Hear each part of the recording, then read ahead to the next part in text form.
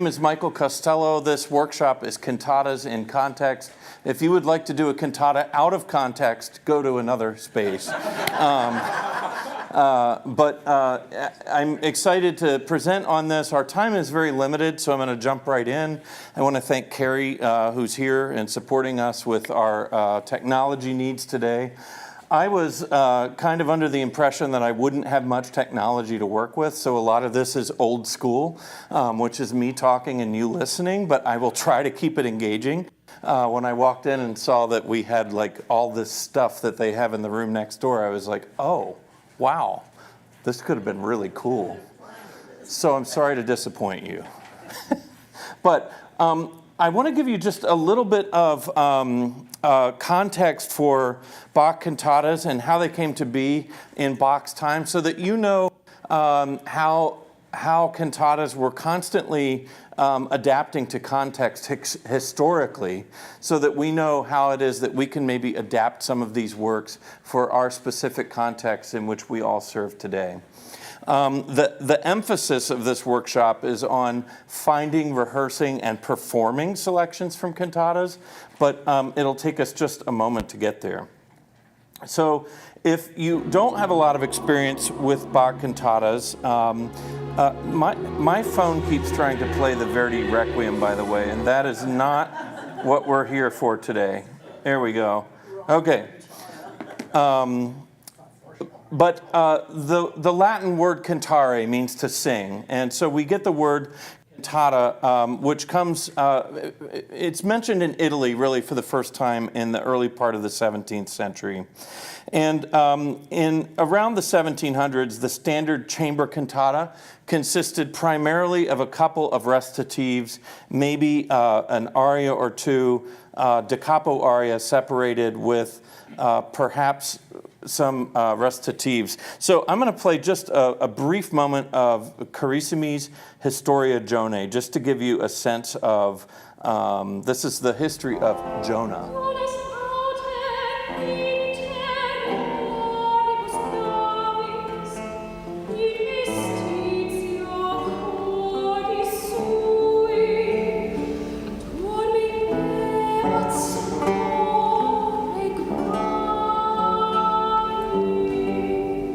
So very simple telling of the story.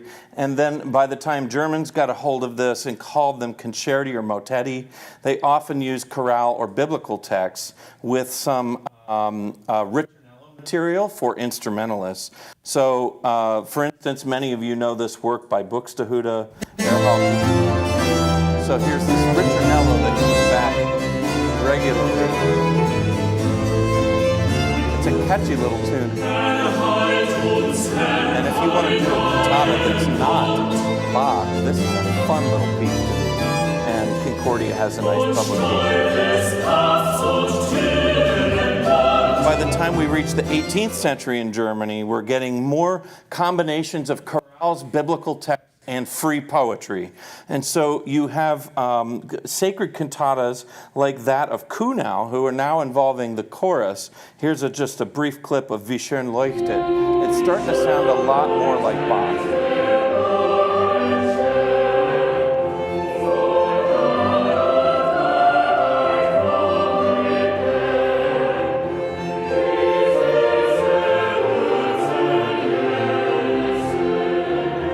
So the only reason I mention all this stuff up front is because it's important to recognize that the cantata, as you can hear, was not concrete in form. It was not fixed, and it is not fixed to this day. You still hear people, some amazing composers in this room, writing cantatas that have very, very different forms. So this proclamation of the gospel is at the center of what happens in our ministries, obviously. And a cantata, in its original context, was not just special music for the day. And I think that's really one of the most important things we can carry forward, is that the proclamation of the gospel is the point of the cantata for the day, by the time Germans got a hold of this form and really ended up using it in worship on a regular basis. So This is services of worship for regular congregations, much like our own, farmers, doctors, business owners, people of faith who need to hear the good news of God and Jesus Christ. But as we all know, there are practical considerations we're always trying to consider, and Bach faced these as well. So, how do we use Bach cantatas in our worship services? Well, Bach faced this problem, and we have letters to prove it. Bach was a grumpy cantor from time to time, you may know, but that's an expanded topic for another day. But you can tell, even in Bach's cantatas, that he was constantly adapting to his context. It was clear that one week he had a particularly strong tenor he could rely upon, or perhaps dislike.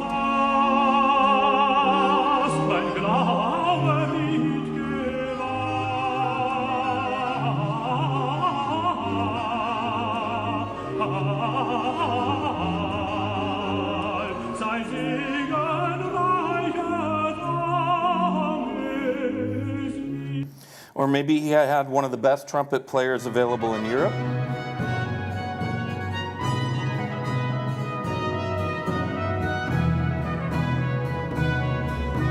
On that Sunday only. St. Michael's Day. There's a whole history as to why the St. Michael's Day cantatas have the best trumpet parts. We don't need to get into that now. And then what about those weeks where you just have no time to rehearse the choir for anything difficult? Have you ever been there? This is Cantata 113. The entire first movement sounds pretty much like that one phrase. So if you want an easy one, that's a great one to start with for the choir. So cantatas in context is the name of the workshop. Truth be told, understanding our context. Each one of us has a different one, or maybe two or three, and adapting music to meet the needs of that context has always been and continues to be the name of the game for every church musician I know. So, as we've well established, every context is different. How are the cantatas used today? Well, I just got home from Leipzig, Germany, where Bach wrote a majority of his cantatas, and the Thomaner Chor, a well-established institution of over 800 years, performs the cantatas every single week, either in a motet, what they call a motetta service, or in the Sunday liturgy, which is a little less often these days, but they're still doing it. And the orchestra is comprised of members from the Leipzig Gewandhaus. Anyone have that context or one similar? No, me neither. All right, so at the parish I serve in River Forest, just outside of Chicago, we perform between 8 and 10 cantatas a year, but that tradition was long established before I arrived on the scene. I'm just blessed to be able to participate in that and lead it. But our soloists and our orchestra are hired, but the choir for the cantatas is always the church choir. It is the church choir, so what can I say? And then there are other series like Holy Trinity in New York, where cantatas are performed pretty much in the context of Vespers.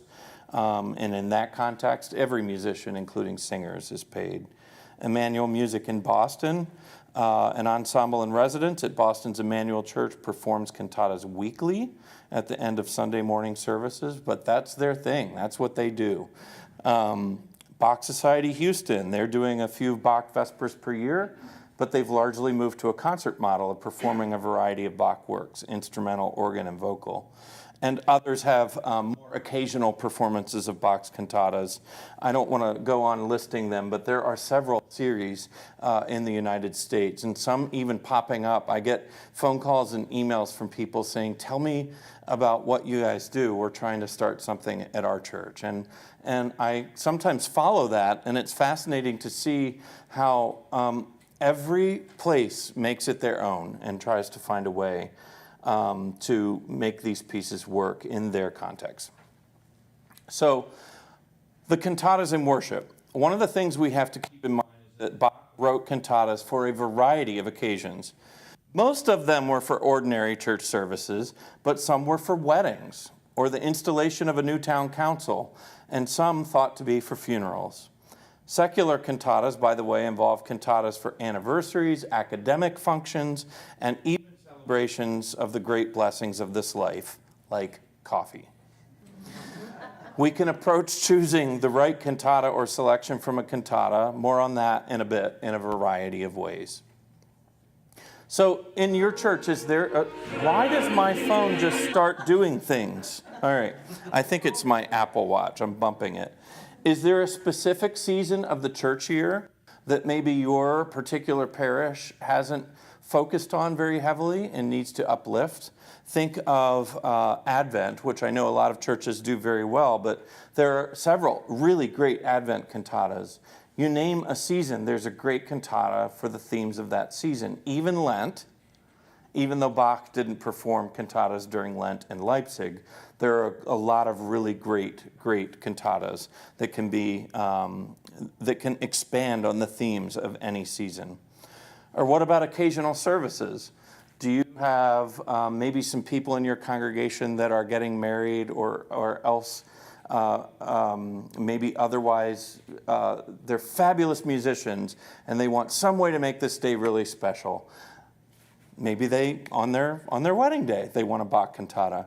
Or a funeral. I have a funeral coming up where there's a cantata planned. Many of you remember Carlos Messerly. He was a member of my parish. His funeral service at Grace had a cantata in it, 106. And that remains one of my most precious memories of a cantata performance to this day. Installations of pastors or church musicians, dedications of new facilities or instruments. There are some really great, getting a new organ or a new keyboard or new something, there's some really great cantatas with obligato organ parts that you can pull out. And then I feel like there's one I missed. Oh, farewells. Sometimes you just want to send a really good pastor off. I mean, in the right way. Okay. As a pastor, I felt like I could get that one in. All right. So, yeah, sometimes farewells are great occasions as well. So, lectionary based. What about uplifting a part of the church year? I'm thinking some of these texts in the summer that come up have the best cantatas just in ordinary time that we can use. And I don't know about you, but my choir likes to get together once or twice during the summer to maybe just do something. And it's an opportunity to consider, and we'll talk about accompaniment in a moment, because I imagine for many of you the challenge is, and it was in my last parish, great, cantatas are great. I have a nice, capable choir, but I don't have access to an orchestra, and we certainly don't have the budget for an orchestra, so I'll get to that momentarily. A number of years ago, a pastor by the name of John Setterland wrote a book called Bach Through the Year, a church music guide to Johann Sebastian Bach and the Revised Common Lectionary. One of the hardest problems that I have in selecting cantatas, if we want to do something for a specific day, is reconciling the difference between Bach's one-year lectionary and our Revised Common Lectionary 3-year cycle that we use today. I am not saying this book is perfect. No book is. But this is one resource where he went through the entire 3-year lectionary and assigned cantatas to what could work on a particular Sunday. Again, there are some things in here I might question, but in any book that will happen. I just popped this into Google the other day, and I was shocked to see it is now available on Amazon. So Bach Through the Church Year, if you're interested, is helpful in identifying. Or what about uplifting a chorale that you're trying to teach your congregation? Or maybe it's the most beloved chorale of your congregation. This is, as you know, the 500th anniversary of the Acht Liederbuch, the publication of the first Lutheran hymnal in Erfurt. Just a couple of weeks ago, I was standing right in front of the building where it was printed, and what a special moment that was. But to realize that Bach was in his 1724-25 cycle, his second year in Leipzig, writing cantatas that were largely based on Lutheran chorales, celebrating the 300th anniversary of that book. Here we are now 500 years out. What a great year to celebrate the Lutheran chorale. So I'm going to just go through a quick list here of a lot of the cantatas that are based on particular chorales. And if you hear one, maybe you jot down your favorite. And if not, this is what Google is for. And I know that these sessions will be available online later. So cantata number 1. Have you ever wondered what BWV1 is? So it's How Lovely Shines the Morning Star. I'm going to do this in English, by the way. Cantata 4, Christ Jesus lay in death's strong bands. It's probably one that we're most familiar with. Cantata 7, To Jordan Came the Christ our Lord. That's a chorale that I see is popping up all of a sudden in the last few years. Congregations are learning it more and more, which is interesting to me that that's happening. Cantata 9, Salvation unto us has come. Cantata 10 is based on the Magnificat, and it uses the Tonus Peregrinus chant. Cantatas 16 and 130 are based on the German Te Deum, and it uses what we know as the Old Hundredth hymn tune. Cantata 38, Out of the Depths I Cry to You. Cantata 61 and 62, Savior of the Nations Come. Most people know Cantata 61 pretty well. Not 62 so much. By the way, if you invite your soloist to sing the cantata, Savior of the Nations Come, make sure you let them know which one. I may have made that mistake once. All right. I had a bass soloist show up to sing Cantata 61 once. And I was like, we're doing 62 today. And he's like, what? It happens. All right. Quick learner, fortunately. A mighty fortress is our God. There we go. That's one that people might recognize. Number 80, We Praise You, Jesus, at Your Birth is 91. If You But Trust in God to Guide You, one of my favorites, is 93. There are different translations. What is the world to me? Or Was frage ich nach der Welt is 94. What about What God Ordains is Always Good? You have 3 choices, 98, 99, 100. In Peace and Joy I Now Depart is 125. Lord, Keep Us Steadfast in Your Word is 126. Only 4 more of these. Praise to the Lord the Almighty, the King of Creation is 137. Wake, awake, for night is flying is 140. Now Praise the Lord our Maker is 143. And Soul, Adorn Yourself with Gladness is 180. Now, this isn't to say that there aren't other chorales baked into other cantatas somewhere, but those stick out to me as being the most familiar by title and by sort of the hymns that our congregations may or may not know. And if I mention those, most often the opening chorus and the closing chorale are based on those tunes. One other category for you. So one other way of introducing cantatas is to take the burden off of the choir entirely. Many cantatas have solo voices throughout and only ask the choir to sing a 4-part chorale. What is going on? At the conclusion. So these chorales can even be sung by just a quartet, or maybe the instrumental or organ forces and the soprano, or something like that. Some cantatas, like Jauchzet Gott in allen Landen and Ich habe genug, only involve soloists. So the choir never sings in those cantatas. So what about presenting a cantata for the first time in your context and not placing too much stress on the system? This is a lesson I could have learned earlier on in my ministry. So now I just want to talk briefly about different kinds of church services and how things might plug in. So for Holy Communion services, my normal Sunday service in my congregation is not the time to do a Bach cantata. And in a lot of contexts, that's true. One of the major challenges that I've come up against, especially coming out of COVID, is the matter of service length. So I'll get back to that later. There are ways around that to do a Bach cantata in worship without making that become too much of an issue. But it's something that we face now. And it's something that I wish I didn't have to focus on, but it's a thing. Again, whether or not you're able to perform a cantata or a section of a cantata during a Sunday morning service is going to be dependent on your context. I did a large part of a Bach cantata in my last call in Columbia, South Carolina, and while it was pretty well received, there were a couple people that were like, that's pretty highfalutin stuff for a Sunday service. That's just too much. What are we turning this place into?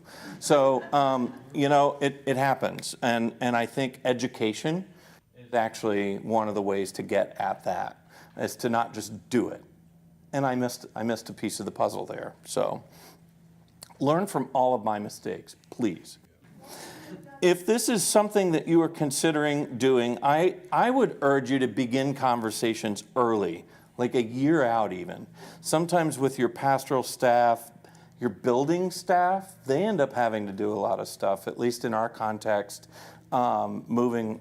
Our church where I serve now is a beautiful space, but everything is literally set in stone. Nothing moves. So we have to put risers and chairs and all kinds of stuff to make things work. Your building staff are very important people. Fellow musicians, choir, community members, these kinds of people, these kinds of projects impact more people than we think. And it's important not to take this kind of stuff on in a vacuum and just make it your own little thing and have it happen. If not in a service of Holy Communion, what about matins or vespers? I have never performed a cantata in the service of matins, but why not? Someone needs to start a Bach cantata matins program somewhere. Doesn't have the same ring as vespers, I know, but we should try it. So often the homily during matins is near the conclusion of the service, and that could be a really nice way to pair a homiletical piece with a cantata and have that kind of be the sending piece in a service. What about Vespers, evening prayer? That's the setting in which I almost always perform a Bach cantata. And in Bach's day, the cantatas were performed in the Sunday service, and then that same choir, whichever it was, choir A or B, would go to the opposite church and perform the cantata in the afternoon. So if it was St. Thomas in the morning, it would be Nicholas in the afternoon, and then vice versa. Not always, but often.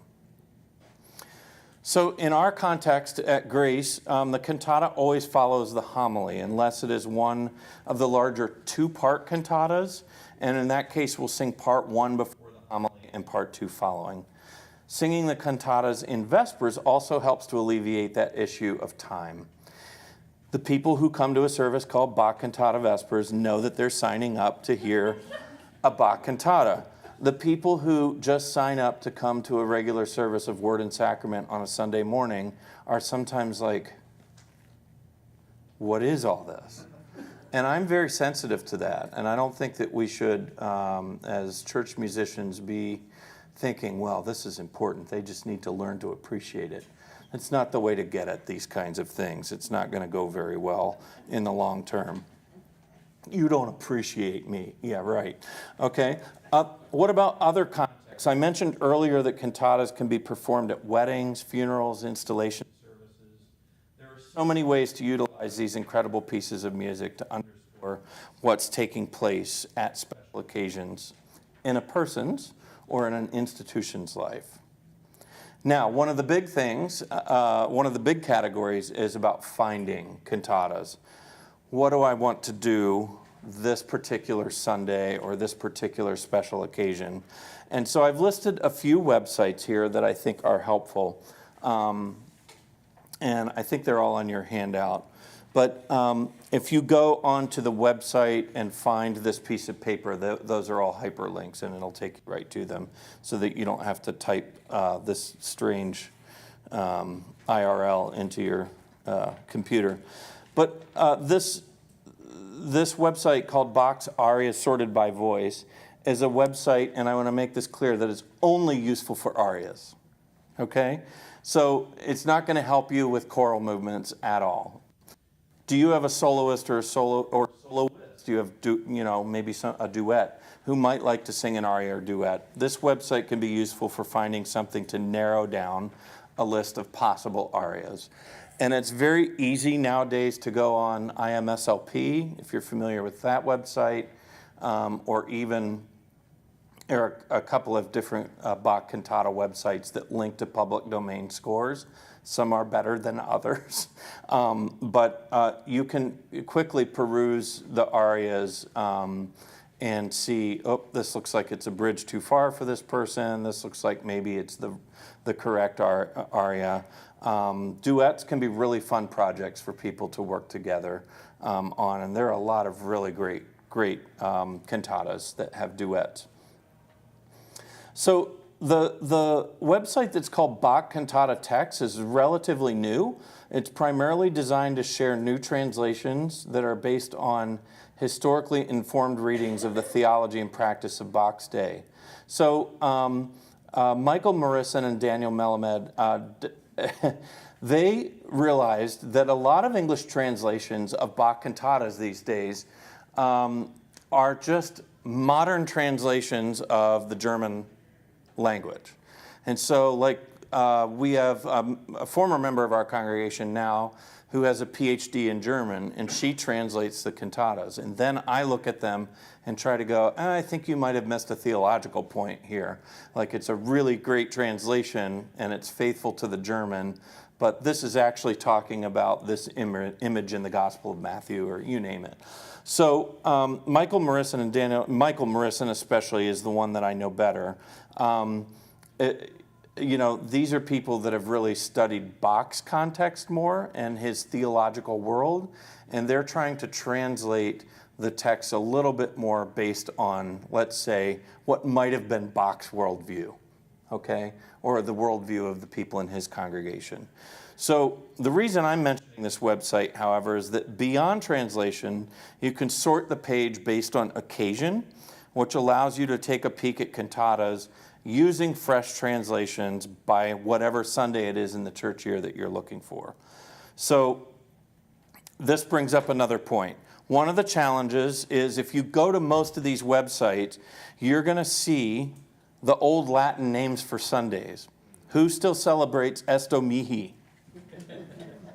Okay? So, I mean, we all do, we just don't know it. We don't call it that anymore. Jubilate, cantare.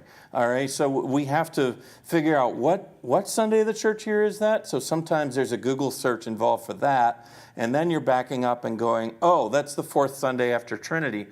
Oh, well, wait a minute. No, that fourth Sunday after Trinity would have been named as such. Fourth Sunday after Easter. Let's do it that way. And then you go, okay, but that was in the one-year lectionary. What is it in the RSV? That's when I go to books like this or in other places online to figure out when it lines up to our lectionary.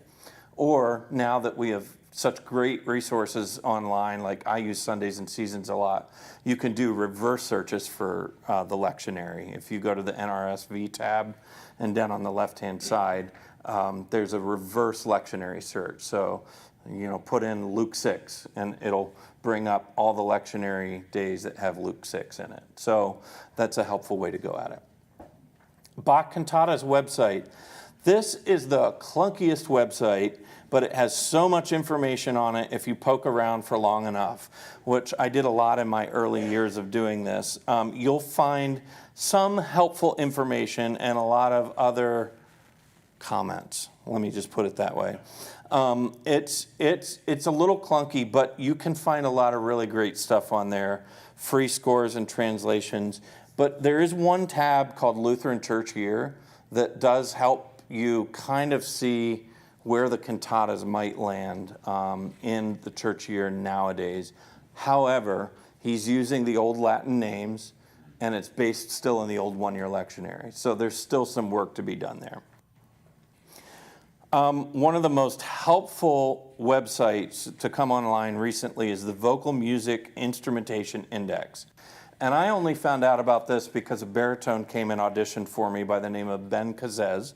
He is a fabulous baritone, sings Bach all around the world, but he, almost individually, but now he has a committee of people, has taken the time to index over 15,000 movements of the music of Handel, Bach, Haydn, Mozart, CPE Bach, Buxtehude, and others.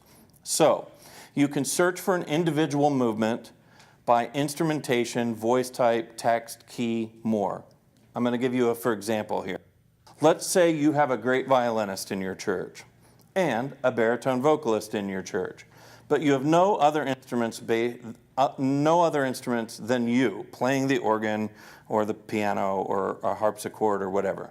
So you go to this website, and under voices you click bass, and under strings you click violin, and under composer you click J.S. Bach.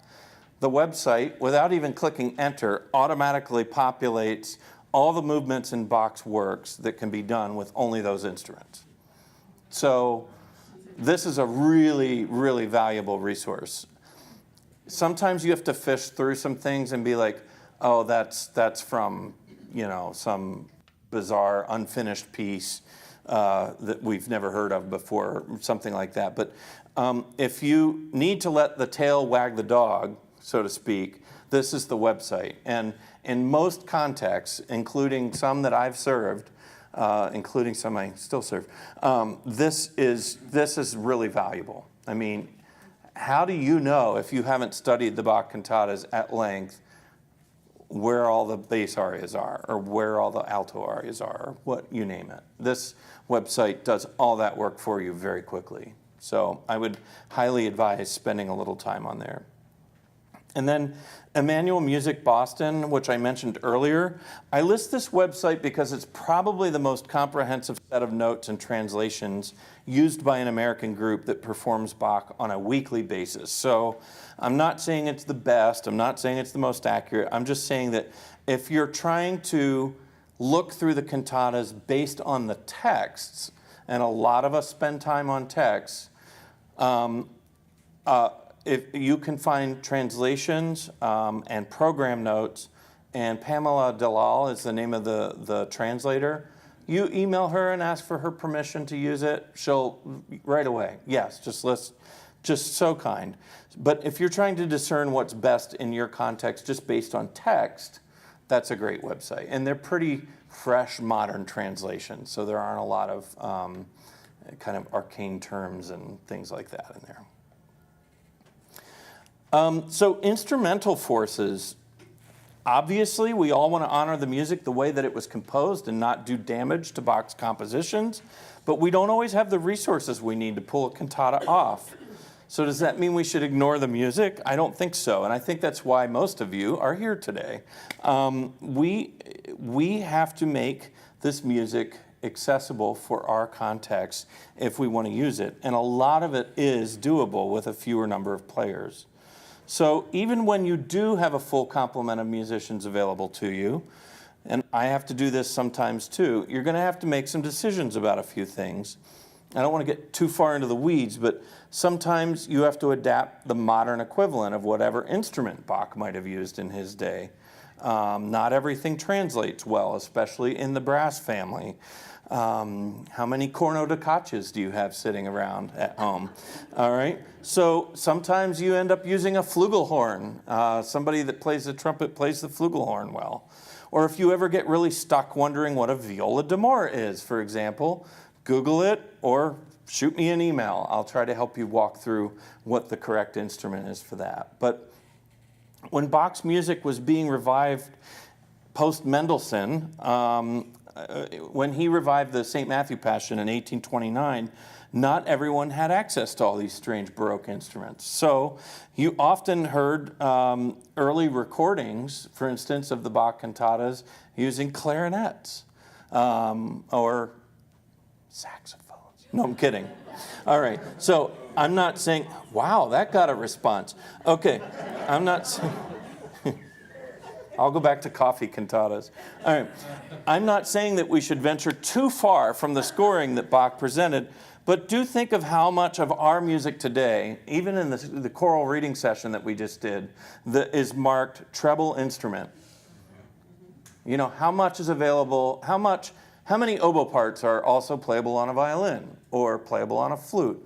I mean, there are sometimes reasons to make those shifts. And I am willing to bet that if Bach had that same dilemma, he would have made those adjustments. In fact, there are some pretty good instances of cantatas where he did make those adjustments, where there's a second and a third and sometimes an even fourth version of a cantata, where the instrumentation changes based on what's available that particular time. So, or again, if we can't perform a whole cantata, that's okay. What if we do an aria or a recitative aria and then have the choir sing a chorale at the end? That can feel like a pretty complete set of music. It doesn't need to be the entire thing. A lot of cantatas are written for basso continuo and obbligato instrument. So we mentioned this just a moment ago, but just because it says continuo doesn't mean you always need to have a cello, bass, bassoon, or whatever the case may be, harpsichord, organ. Sometimes just the organ is simple enough. And in fact, some of the arias I choose, even when I do have the full orchestra sitting there, to only have the organ play. Some of them are very, very effective that way. So you can just do an 8-foot flute and a solo oboe and or a violin or a flute or whatever, and the soloist. It's not essential to always use the whole band. And then there's organ or piano only. Now, some movements, but not certainly all, lend themselves well to piano or organ without any additional instruments. The hard part is finding an accompaniment that works well. And if you're somebody that can figure out what it is to leave out in those crazy orchestral reductions, then that's the key.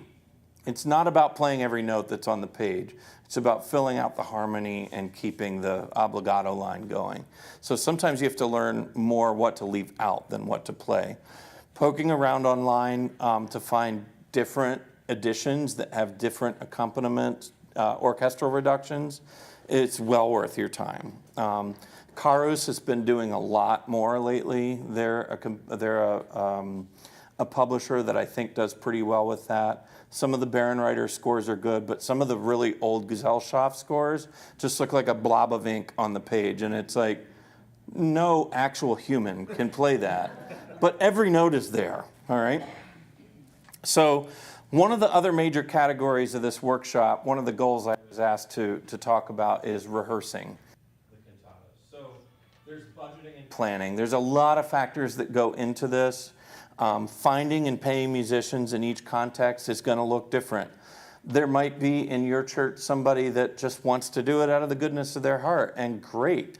There might be somebody that's like, just $50, just cover the gas, or 100 these days. Or, you may have somebody, and I have a couple of people who play in our orchestra that are like, I'm a member of the union, and I know you're not a union orchestra, but here are the going rates. And it's like, okay, they're good enough, they're worth it. You're gonna pay those things. Now, I don't profess to be an expert in this regard, and I've messed this up from time to time. It happens, and apologies go a long way. But I just want to say that here are a few of the ways that I've come to know over the last 15 years or so at Grace to be a steward of the resources budgeted toward these sorts of things. So sometimes it's not just about the money, is what I'm trying to say. It's about how you're using the money, okay, to make it go even farther. So in your choral rehearsals, have a plan. And I know that sounds obvious, but you'd be surprised how many conductors I see who walk into rehearsals and try to wing it. And on Bach, that rarely works well, okay?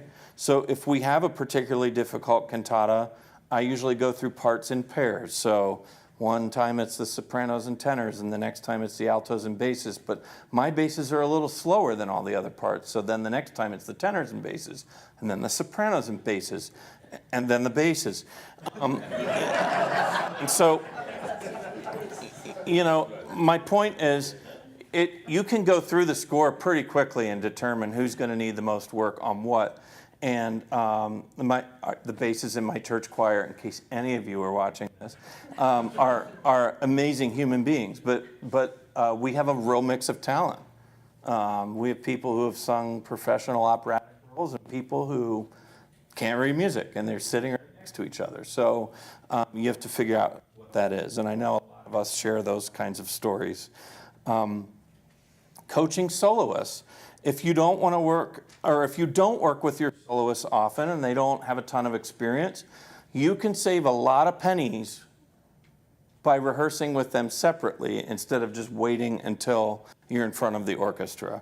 So again, this may seem obvious, but just work with them one-on-one. I usually work with soloists just with me behind the piano, but even hiring a pianist for an hour is going to be cheaper than doing it in front of the full band, so to speak.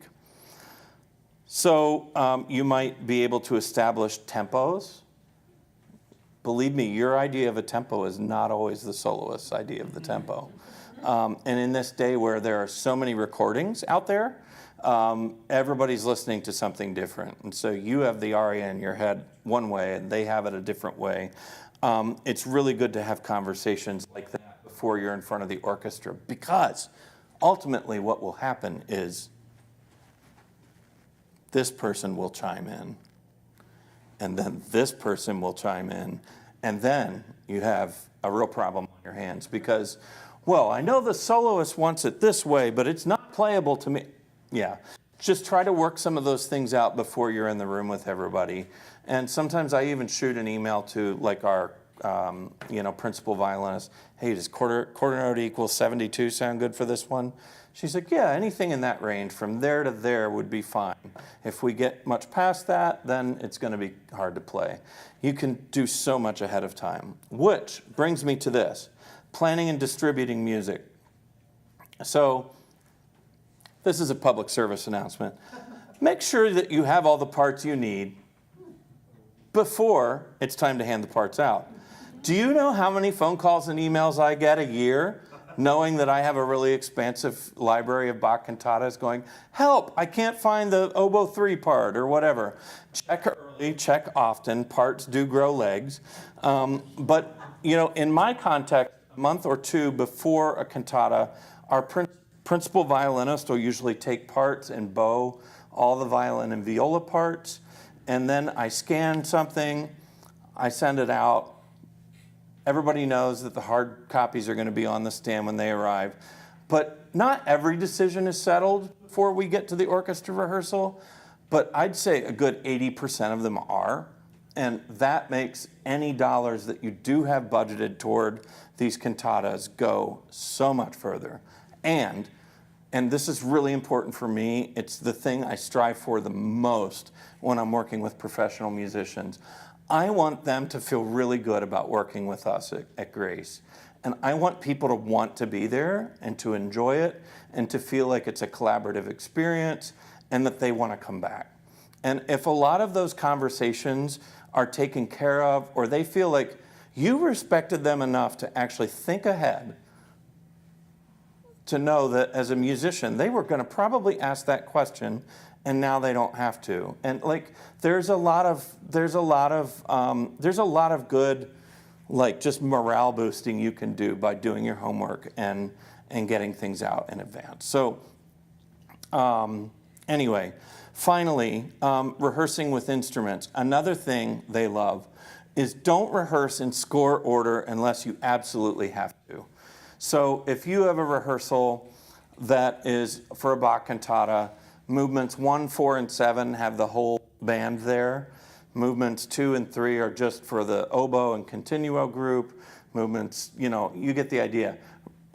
Start with everybody and release them after they're finished, or build, either way. But don't make the poor, for instance, timpani player sit there for 2 hours while you rehearse everything while they play C and G 8 times. Just don't do it to them. Yeah, enough. Every minute counts. The final thing is don't stop unless you have something to say. So have a plan. Just keep going. All right. Finally, performing, and this is really the last little section here before I let you go. I mentioned earlier the issue of performing a cantata in a Sunday communion service. This is the easiest time to plan something because it's when our congregations are all getting together anyway. It's on our choir's calendar. So sometimes for a big service, you can have an extended prelude. That's an easy one. And then people can opt in. You want to hear this special thing? Come 15 minutes early to church. Great. All right. The entire cantata in the service. We have done this on rare occasion. Again, the proclamation of the gospel is at the center. So I usually put the cantata, if we do it in a communion service, which we've done a couple of special like Christmas Day liturgies when it falls on a Wednesday or something. You know, how are we going to get people out for that and make it special? Well, sometimes we add a cantata to that day or something like that. In my context, I have a pastor who completely understands how all this works, and he's like, yeah, I'll modify my homily that day. I'll do like 6 minutes, and then we'll do the cantata, and we're great. That doesn't happen in every church, and I know that, okay? So what we did this last Christmas was we split it 50-50. It wasn't a 2-part cantata by design in Box Day, but there was a natural split in the cantata where it was like, okay, there was I forget, you know, chorus, recitative, aria, chorale. That seemed like a good stopping point. And then the next section started with a tenor recit. There was plenty of time for the choir to get to communion and back before the final choral movement. So we did the first part in the normal cantata slot, and then the second part during communion distribution. That made the service seem very manageable, especially to the people who were like, what are we doing? Adding all this stuff to a church service. Like I said before, a partial cantata is possible, or spread it throughout the service. When I did the first cantata I ever did in Columbia, South Carolina, I did like prelude, after the hymn of the day, after the sermon, during communion, postlude, something like that. It's not ideal. It breaks it up a lot, but it's one way to get it in there. And hymn stanzas. Hymn stanzas. What about you know, A Mighty Fortress is Our God. So let's say that's the hymn of the day on some random Sunday like Reformation. You know, you could just throw this in. I'm not getting any audio. Now you don't get it. So you could just throw the final chorale from the cantata in as stanza 3 or something, right? And this you can just do with organ or piano or a cappella. You don't have to do it. You don't need the full band for it. Now, if you did have the full band there and you wanted to do something fun, you could do the 4th movement from Cantata 80 and make that stanza 3. All right? And this is the stanza 3 text.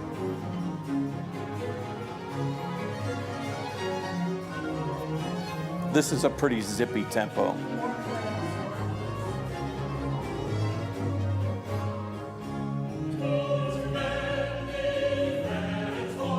Listen to how hard that choir part is.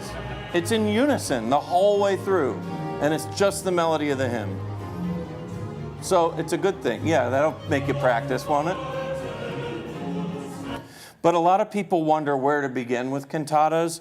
I would say start with the familiar. So there are things like this that we've all heard or played 1,000 times. Choirs love to sing this. It's so rewarding. And it's easy. And every violinist that you know has played this obligato line. So you could just do this with continuo in one instrument, or organ in one instrument.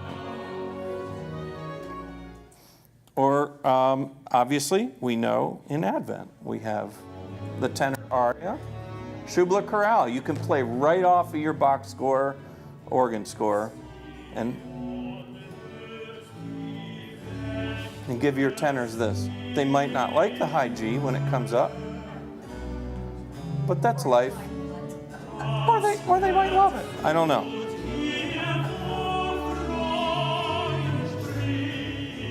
Anyway, I am slightly over time, but that is pretty much all I had to say today. And I'm sorry it's so lecture-y, but thank you. I'm here. If anyone has questions, I'm happy to hang around and chat. If you're just interested in what we're doing at Grace this year, I put a couple brochures over there, but that's just no pressure. And those brochures were printed and made with a contribution envelope already stuffed inside. Those are not for you. Those are for the people who get them in the mail. Although, if you'd like to, no. But anyway, have a wonderful day, and thank you for coming. Yeah, thanks. How are you? I'm good. How are you? Good, I good. just wanted to get the